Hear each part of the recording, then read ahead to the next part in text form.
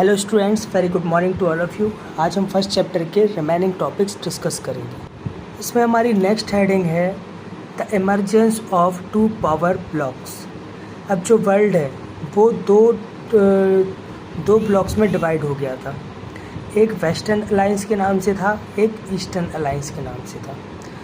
अब जो छोटी छोटी कंट्रीज़ थी वो सुपर पावर्स के साथ लिंक होना चाहती थी। जो दो सुपर पावर थे ना, यूएसए और रशिया, उनके साथ वो लिंक्स होना चाहती थी। अब इसके बदले में वो चाहती क्या थी? Promise of protection, weapons and economic aid. मतलब कि या तो वो उनसे आर्थिक मदद चाहते थे, या तो हथियार चाहते थे, या तो खुद की सुरक्षा चाहते थे। जो उनके दुश्मन हैं उनसे लड़ने के लिए एक टाइप की हेल्प चाहते थे। तो यहाँ पे आप देख सकते हैं कि दो अलायंस बन गए थे, वेस्टर्न अलायंस और ईस्टर्न अलायंस।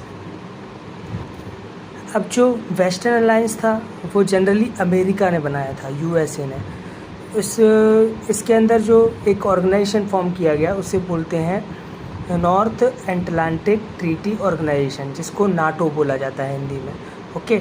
और जो ईस्टर्न अलायंस था वो बनाया था रशिया ने। इसके अंदर वार्सो पैक्ट जो है वो साइन किया गया, जो कि सोवियत यूनियन लीड कर रहा था। अब हम बात करेंगे नाटो की। बहुत ही इम्पॉर्टेंट टर्म है ये, नॉर्थ अटलांटिक ट्रीटी ऑर्गेनाइजेशन, जिसे 1949 में अमेरिका ने बनाया।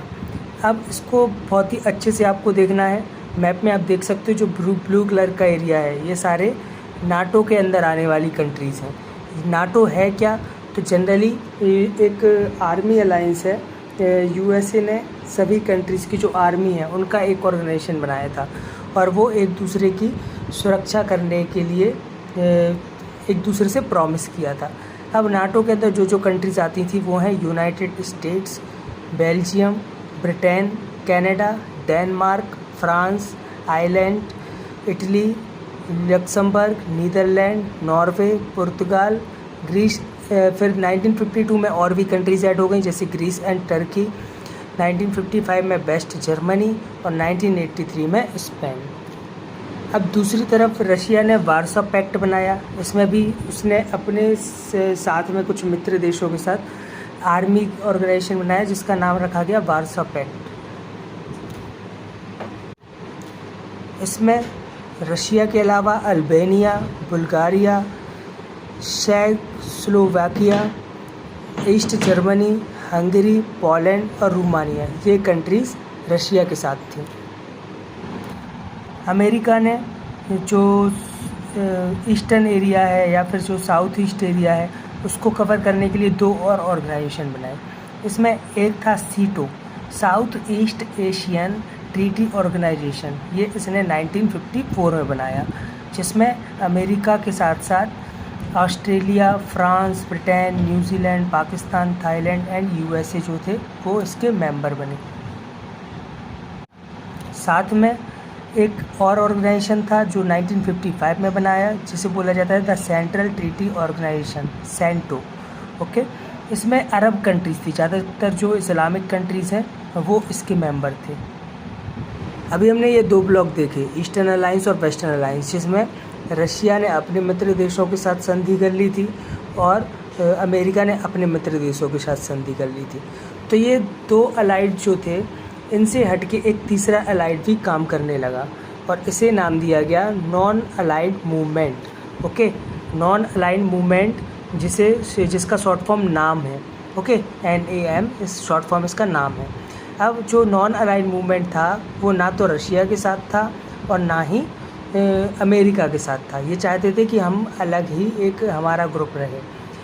अब नॉन अलाइड मूवमेंट के जो फाउंडर थे उनमें इंडिया से थे जवाहरलाल नेहरू, और यूगोस्लाविया से थे जोसेफ ब्रोज टीटो। इन्होंने ये नॉन अलाइड मूवमेंट को फाउंड किया।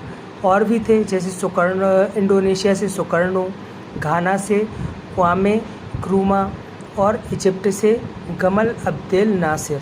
ओके। तो इन पांचों ने मिलके नॉन अलाइड मूवमेंट जो है वो बनाया, जो कि ना अमेरिका के साथ था ना ही रशिया के साथ था। तो नाम के बारे में भी आप अच्छे से पढ़ लेना, ये भी बहुत ही इम्पॉर्टेंट है। अब न्यू इंटरनेशनल इकोनॉमिक ऑर्डर, जिसको हम NIEO बोलते हैं, इसको स्ट्रक्चर किया गया। ओके, अब ये क्यों किया गया? तो जो डेवलपिंग कंट्रीज़ थी, है ना, डेवलपिंग कंट्रीज़ मतलब जो गरीब देश थे या फिर धीरे धीरे ग्रो हो रहे थे, उनके बेनिफिट के लिए इसमें कैपिटल, टेक्नोलॉजी और ट्रेड को बढ़ाने के लिए कुछ ऑर्डर पास किए गए। Okay, the global trading system according to UNCTAD NIEO। अब 1972 में क्या हुआ? NIEO ने कुछ ऑर्डर पास किए, जैसे कि जो लीस्ट डेवलप कंट्रीज़ हैं, है ना, जैसे कि उस टाइम हमारा इंडिया था, तभी आज़ाद हुआ था और लीस्ट डेवलप कंट्री था। तो इसमें क्या हुआ कि जो इनके नेचुरल रिसोर्सेज हैं वो डेवलप्ड कंट्रीज़ एक्सप्लॉइट ना करें, उनका शोषण ना करें, इस बात को रखा गया। साथ में वेस्टर्न मार्केट में हमारी एक्सेस हो चुकी है, हो सके, जो डेवलपिंग कंट्रीज़ थी उनको वेस्टर्न मार्केट में अपना जो सामान है वो सेल करना आसान हो जाए, उसकी बात रखी गई। साथ में टेक्नोलॉजी की कॉस्ट कम करने की जो है वो बात रखी गई। साथ में जो लीस्ट डेवलप्ड कंट्रीज़ हैं उनको इंटरनेशनल इकोनॉमिक इंस्टीट्यूशन में बड़ा रोल दिया गया। Now we see India and the cold war.